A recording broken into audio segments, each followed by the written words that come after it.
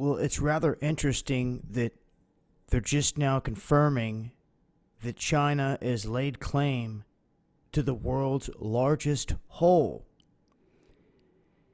Now, they have stated that this Dragon's Hole sits in the Paracel Islands. Now, this is a disputed area, just like the Spratly Islands, off of the South China Sea, where multiple countries are laying claim to that territory for the resources. This is also an area where China's been building up military bases, building up the reefs that are close to, that basically have shallow water on top, building them up and turning them into islands and airstrips.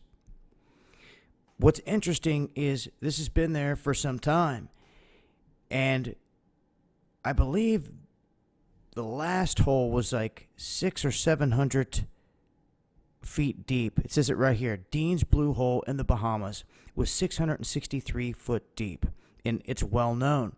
Well, apparently this one that sits right here, as you can see on the map, is almost 1,000 foot deep. So they've apparently ran all kinds of different tests on the water levels, the temperature, level of salt, the density, and everything comes back as showing that this is sitting at almost 1,000 feet deep, 984, 300 meters. They're calling it a cavern, and they do show a little bit of footage here of some people diving. But as to what caused it, anything like that, they're not saying exactly. They're saying that it was caused back when the ice age, things were melting off, sea levels were lower.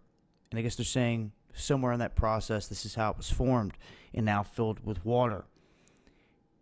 But it's always interesting to know what's at the bottom of some of these massive trenches, what sits there, if it was an impact of some sort, or anything else.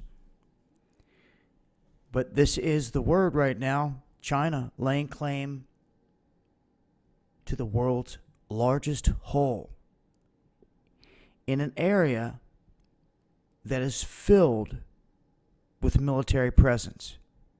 Highly disputed area. I'll leave links in Dabu 7.